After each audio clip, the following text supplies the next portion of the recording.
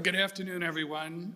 Mr. President, it truly is an honor to welcome you to CIA as we celebrate our 75th anniversary. Your presence here today means a great deal to the men and women of this agency, with whom I am deeply proud to serve. Mr. President, you know as well as anyone in public life that good intelligence delivered with honesty and integrity is America's first line of defense. Along with Director Haynes and partners across the intelligence community, we work hard every day to earn your trust and the trust of the American people. We work hard every day to help navigate a world in profound transformation. From Vladimir Putin's brutal aggression in Ukraine, to the long-term challenge posed by the People's Republic of China, to the revolution in technology which is changing the way we live, work, fight, and compete. We work hard every day to help shape a workforce fit for these 21st century challenges, to take care of our officers and their families, and to embody the richness and diversity of American society. And we work hard every day to honor the quiet bravery immortalized on the simple marble wall behind me, whose 139 stars remind us of the risks we take and the sacrifices we make in order to help keep Americans safe. Mr. President, you honor us with your presence today, and you honor all those who have served at CIA over these past 75 years. Thank you so much. And now, ladies and gentlemen, it's my great privilege to introduce the President of the United States, Joe Biden.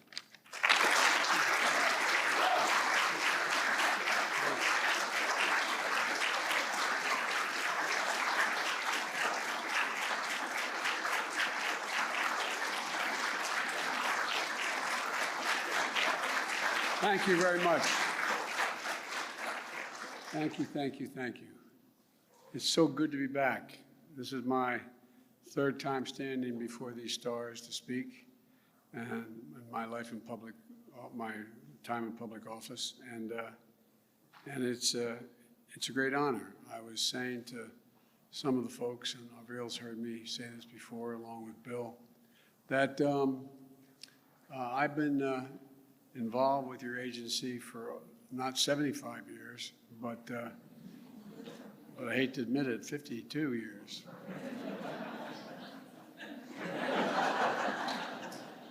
I know it's even hard to say.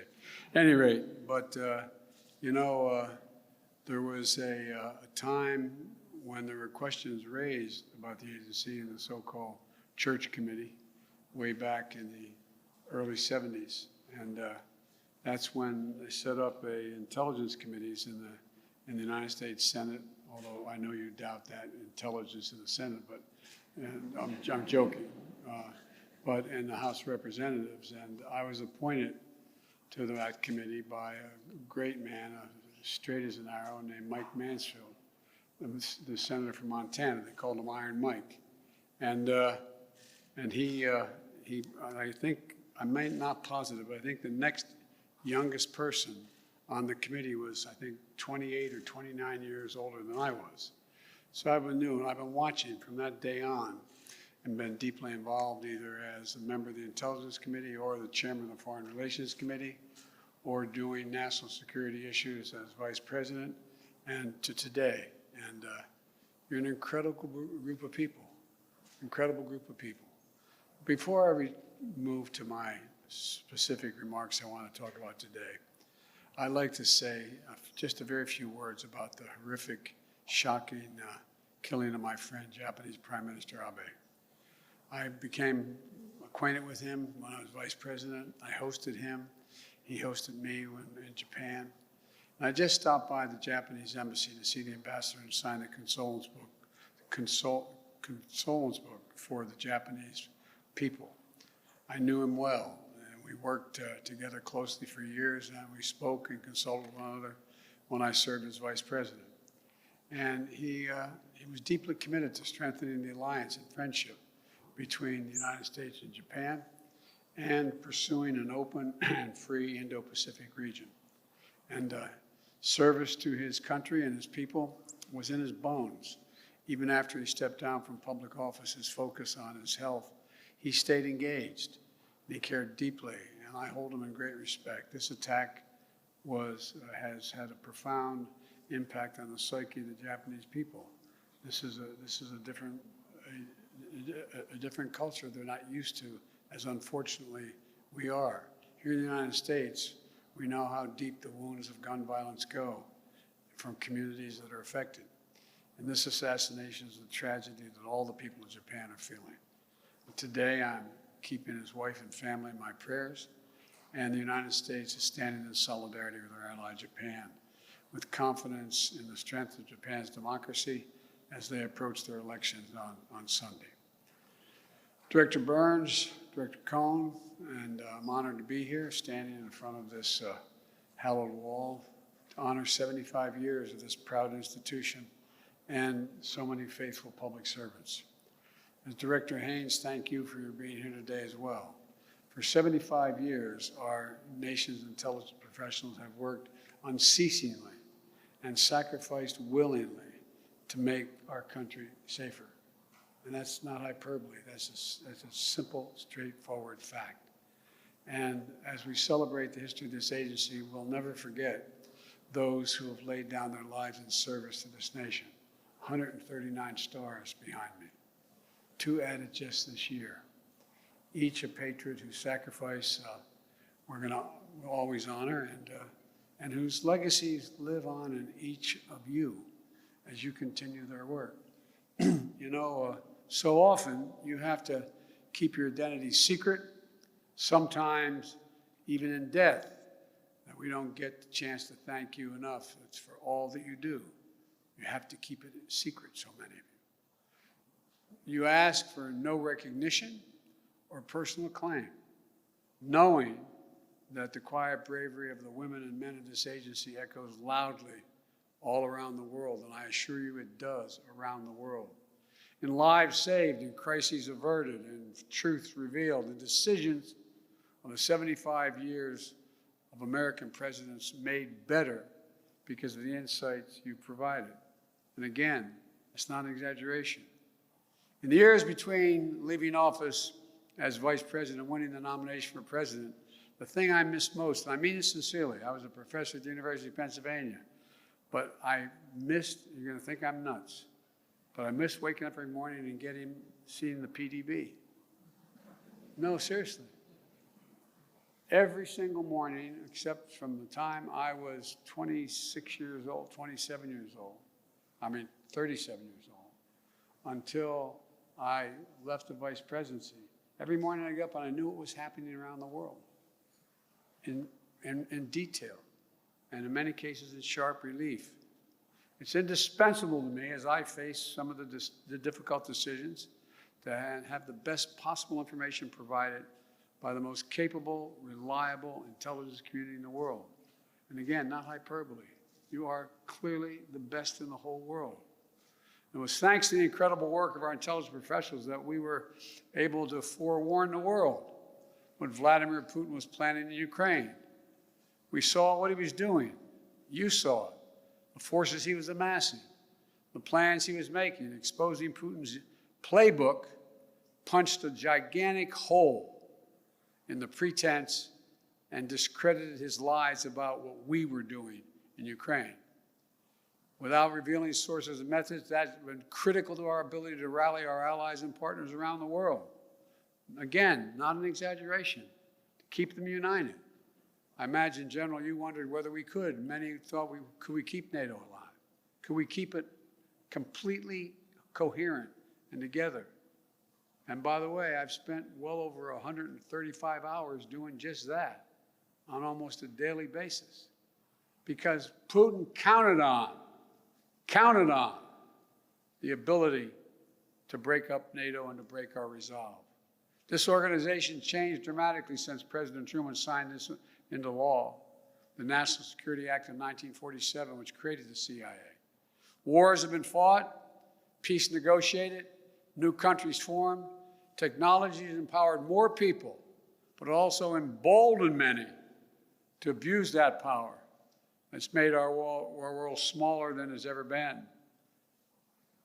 And along the way, you've evolved to anticipate and respond to emerging threats from the earliest days of the Cold War to our fight against terrorism, to equipping ourselves for the competition ahead with China and meeting the transnational challenges that are reshaping the world, like emerging technologies, changing climate, and the spread of pandemics.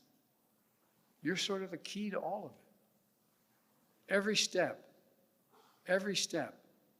that 16-pointed compass star you walk across every morning when you come to work has guided your path. And a reminder of your ultimate mission to bring together the intelligence and data from around the world so that those of us who direct American foreign policy can do everything in our power to keep the American people safe, because that's what it's all about. We turn to you with the big questions, the hardest questions.